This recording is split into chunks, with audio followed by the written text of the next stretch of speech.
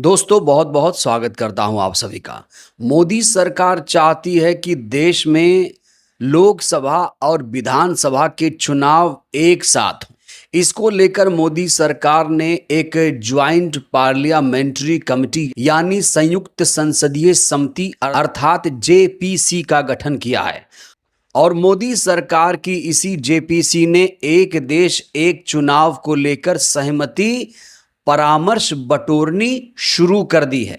यानी देश के जो क्वालिफाइड लोग हैं, जो उच्च पदों पर रह चुके हैं, या फिर जो इंटेलेक्चुअल लोग हैं, जो संविधान की कहीं ना कहीं समझ रखते हैं, उनसे परामर्श सुझाव लेना शुरू कर दिया है। इस बीच खबर यह है कि देश के 3 सीजीआई ने मोदी सरकार के फैसले का समर्थन कर दिया है। यानी मोदी सरकार जो चाहती है, यानी उसकी हां में हां मिलाने का काम कर रहे हैं देश के 3 सीजीआई। जहां एक तरफ 3 सीजीआई बीजेपी सरकार के साथ खड़े हैं, तो वहीं पर बी.आर. गवई संविधान का पाठ पढ़ाते हुए नजर आ रहे हैं। बी.आर. गवई ने एक बार फिर से मोदी सरकार को कानून का पाठ पढ़ाया है। क्या कुछ कहा है आपको हम बताएंगे, और कौन कौन से वो सीजीआई हैं जिन्होंने मोदी सरकार के वन नेशन वन इलेक्शन विधेयक का समर्थन किया है। इस मुद्दे पर आज हम विस्तार से दोस्तों बातचीत करने वाले हैं। दोस्तों मोदी सरकार लंबे समय से वन नेशन वन इलेक्शन की बात कर रही है। मोदी सरकार चाहती है कि देश में विधानसभा और लोकसभा का चुनाव एक साथ हो। और आपको यहां पर बताना चाहेंगे कि जब पहला चुनाव हमारे देश का हुआ 1951-52 में, तो विधानसभा और लोकसभा के चुनाव एक साथ हुआ करते थे। ये जो सिलसिला था 1967 तक चला। उसके बाद कहीं राष्ट्रपति शासन लागू हो गया, कहीं पर किसी की सरकार भंग हो गई। तो इस तरह से कभी भी 1967 के बाद लोकसभा और विधानसभा के चुनाव एक साथ नहीं हो पाए। और इसी को लेकर मोदी सरकार ने एक कानून बनाना शुरू कर दिया है। और इसी कानून की संवैधानिकता पर इस समय डिबेट हो रही है, चर्चा हो रही है, मोदी सरकार समर्थन जुटा रही है। और इस समय की सबसे बड़ी खबर यह है कि देश के 3 सीजीआई जो पूर्व रह चुके हैं, उन लोगों ने मोदी सरकार के फैसले का समर्थन कर दिया है। इसमें हैं यू ललित, दूसरे हैं रंजन गोगोई। रंजन गोगोई को कोई कैसे भूल सकता है? इन्हें तो बीजेपी ने राज्यसभा सांसद तक बनाया। और तीसरे हमारे सीजीआई हैं डी.वाई. चंद्रचूड़ साहब। वही चंद्रचूड़ साहब जिन्होंने अभी तक अपना बंगला नहीं खाली किया है, जिसमें सुप्रीम कोर्ट को दखल देना पड़ा, कहना पड़ा कि भाई आपको ये बंगला जल्दी से खाली करना चाहिए, आपको 6 महीने पहले ही ये बंगला खाली करना चाहिए, आप तो कानून नियम के जानकार हैं, आप इस बंगले में क्यों रह रहे हैं। और सुप्रीम कोर्ट ने केंद्र सरकार को भी नोटिस जारी करके कहा कि अतिशीघ्र इनका बंगला खाली करा जाए। वही डी.वाई. चंद्रचूड़ जो मोदी जी के प्रिय सीजीआई भी माने जाते हैं, जिनके घर मोदी जी पूजा अर्चना भी करने गए थे, वही डी.वाई. चंद्रचूड़ ने अब जेपीसी को अपना पूरा समर्थन दिया है। ना सिर्फ समर्थन दिया बल्कि सुझाव भी दिया और राय मांगी गई, तो लिखित में डी.वाई. चंद्रचूड़ ने इस जेपीसी को अपनी राय भी भेज दी है। दोस्तों इस हेडलाइन को सबसे पहले आप देखिए। एक देश एक चुनाव मूल ढांचे का उल्लंघन नहीं, पूर्व सीजीआई डी.वाई. चंद्रचूड़ ने संसदीय समिति को लिखित में राय दी। चुनाव आयोग की शक्तियों पर भी चिंता जाहिर की। तो चुनाव आयोग की शक्तियों पर अब जाकर चिंता जाहिर कर रहे हैं डी.वाई. चंद्रचूड़ साहब। इन्होंने तब चुनाव आयोग की शक्तियों पर चिंता जाहिर नहीं की जब चुनाव आयोग लगातार मशीन का समर्थन करता रहा कि हम मशीन से चुनाव कराएंगे। याद रखिएगा, ये वही डी.वाई. चंद्रचूड़ हैं जिनके कार्यकाल में कई बार याचिका लगाई गई कि मिलॉर्ड बैलेट से चुनाव कराया जाए। तब सुप्रीम कोर्ट, तब इलेक्शन कमीशन सुप्रीम कोर्ट पहुंच के बोलता था, मिलॉर्ड मशीन से जल्दी से चुनाव होता है, हम तो मशीन से ही चुनाव कराना चाहते हैं क्योंकि बहुत बड़ा देश है।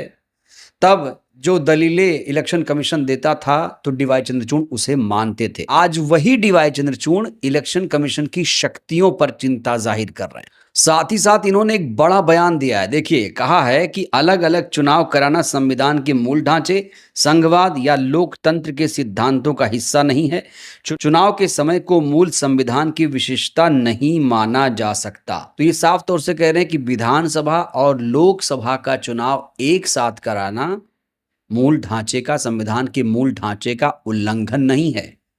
माना कि उल्लंघन नहीं है, लेकिन मोदी सरकार एक देश एक चुनाव कराएगी कैसे? दोस्तों, इसकी डिफिकल्टी पर हम आगे बात करेंगे। इतना ही नहीं दोस्तों, डीवाई चंद्रचूड़ ने वन नेशन वन इलेक्शन की संवैधानिकता पर तो समर्थन दिया ही, साथ ही एक बात को लेकर चिंता भी जाहिर की है, जो अब अखबारों में भी कहीं ना कहीं लीक हो चुकी है। चंद्रचूड़ ने कहा कि एक साथ चुनाव कराने से बेहतर आर्थिक स्थिति वाली नेशनल पार्टियों के प्रभाव से क्षेत्रीय और छोटी पार्टियां हाशिए पर जा सकती हैं। इसके लिए चुनाव अभियान में फिनांस से जुड़े नियमों को मजबूत किया जाना चाहिए। तो एक तरफ तो ये कह रहे हैं कि क्षेत्रीय पार्टियां और छोटी पार्टियां हाशिए पर जा सकती हैं, उनका वजूद खत्म हो जाएगा। दूसरी तरफ ये वन नेशन वन इलेक्शन का समर्थन भी कर रहे हैं, राय भी दे रहे हैं, कह रहे हैं कि बिल्कुल सरकार जो कह रही है बिल्कुल ठीक है, कहीं कोई संवैधानिकता पर कोई प्रश्न नहीं है, सब कुछ संविधान के हिसाब से है और इसको कराया जाए, कोई दिक्कत नहीं। वहीं इससे पहले आपको बता दें कि जो यूयू ललित थे वो फरवरी में इस जेपीसी के सामने पेश हुए थे। उन्होंने चरणबद्ध तरीके से एक साथ चुनाव कराए जाने का समर्थन किया था। तो यूयू ललित, डीवाई चंद्रचूड़ और दो और पूर्व सीजेआई इस समय सामने आ चुके हैं। एक तो रंजन गोगोई हैं और दूसरे हैं जेएस खेहर। खबर है कि 11 जुलाई को समिति के बिल पर ये लोग चर्चा करेंगे। जस्टिस गोगोई इससे पहले मार्च में भी समिति के साथ बैठकर चर्चा कर चुके हैं। उस समय उन्होंने भी ईसीआई को बहुत ज्यादा अधिकार दिए जाने पर चिंता जाहिर की थी। इलेक्शन कमीशन को ज्यादा अधिकार मिल गए हैं, दो पूर्व सीजेआई कह रहे हैं और ये चिंता जाहिर कर रहे हैं। काश इन लोगों ने बहुत पहले चिंता जाहिर कर ली होती, जब लोग कह रहे थे कि भैया बैलेट से चुनाव करा लो, तब इन लोगों ने चिंता जाहिर नहीं की। दोस्तों, यहां पर जो जेपीसी बनाई गई उसका स्ट्रक्चर आपको समझना बहुत जरूरी है। वन नेशन वन इलेक्शन के लिए जो जेपीसी बनाई गई है उसमें 21 लोकसभा सांसदों को रखा गया है। चौंकाने वाली बात तो यह है कि इसमें 10 बीजेपी के ही हैं। सोचिए, कहा जा रहा है कि इसमें असमानता है, पार्टियों को बराबर की हिस्सेदारी नहीं दी गई है। बताइए, 21 मेंबर में से 10 मेंबर बीजेपी के ही हैं। तो जहां देश के 4 पूर्व CJI one nation one election का समर्थन कर रहे हैं, तो वहीं पर मौजूदा सीजेआई बीआर गवई साहब लगातार बीजेपी के नेताओं को, सरकार को कानून का, संविधान का पाठ पढ़ा रहे हैं। इस हेडलाइन को देखिए दोस्तों, लगातार चर्चा छिड़ी हुई है कि भैया सर्वश्रेष्ठ कौन, संविधान, कार्यपालिका, न्यायपालिका या फिर सुप्रीम कोर्ट। तो ये हेडलाइन देखिए, साफ तौर से बीआर गवई साहब ने कहा है कि न्यायपालिका संरक्षक है, संविधान ने बराबर अधिकार दिए। इशारों इशारों में चीफ जस्टिस साहब ने बहुत बड़ी बात कह दी है। तो लगातार ये प्रश्न सामने आ रहा है कि भाई कौन, संसद बड़ी या फिर सुप्रीम कोर्ट? आपको यहां पर याद दिलाना बहुत जरूरी है कि देश के जो उपराष्ट्रपति धनखड़ साहब हैं, उन्होंने अप्रैल महीने में कहा था कि संसद सर्वोच्च है। तो जिस तरीके से लगातार मोदी सरकार के मंत्री, सांसद से लेकर उपराष्ट्रपति तक ये बात कह रहे हैं कि संसद सर्वोच्च है, इसको लेकर एक बार फिर से कानून का पाठ पढ़ाया है सीजेआई बीआर गवई साहब ने।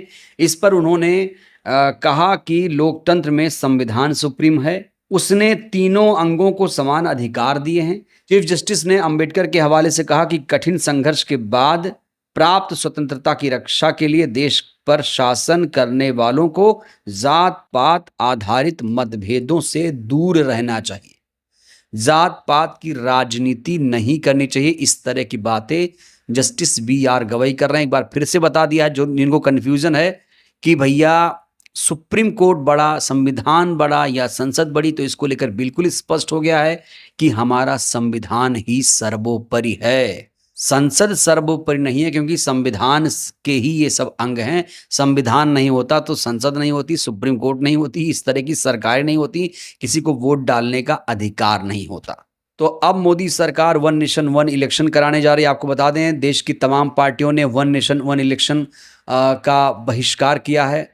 तमाम नेताओं ने कहा कि अभी हमारे देश को वन नेशन वन इलेक्शन की ज़रूरत नहीं है, अभी देश से गरीबी, महंगाई, बेरोज़गारी को ख़त्म करना है। दोस्तों, वन नेशन वन इलेक्शन में जो पेंच है वो मैं आपको बताना चाहता हूँ। देखिए, वन नेशन वन इलेक्शन एक ही शर्त पर टिक पाएगा, जब विधानसभा में जो सरकार चल रही है वो चलती रहे, भंग ना हो, राष्ट्रपति शासन ना लागू हो, और केंद्र सरकार भी चलती रहे, राष्ट्रपति शासन ना लागू हो। और कहा जा रहा है ये तभी संभव हो जब राज्यों में और केंद्र में एक ही पार्टी की सरकार हो।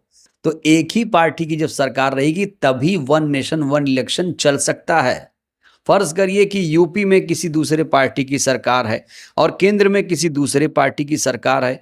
यूपी में कुछ गलत हुआ तो केंद्र पावरफुल रहेगा, वहां पर राष्ट्रपति शासन नहीं लगा देगा। क्या लगता है आपको? क्या वन नेशन वन इलेक्शन का फैसला आपको सही लगता है? क्या लगता है, देश में विधानसभा लोकसभा का चुनाव साथ होना चाहिए? जिस तरीके से मोदी सरकार के समर्थन में चारों सीजीआई, पूर्व सीजीआई आ गए हैं, इसको लेकर आप लोग क्या सोचते हैं? प्रतिक्रिया दीजिएगा। बहुत बहुत धन्यवाद।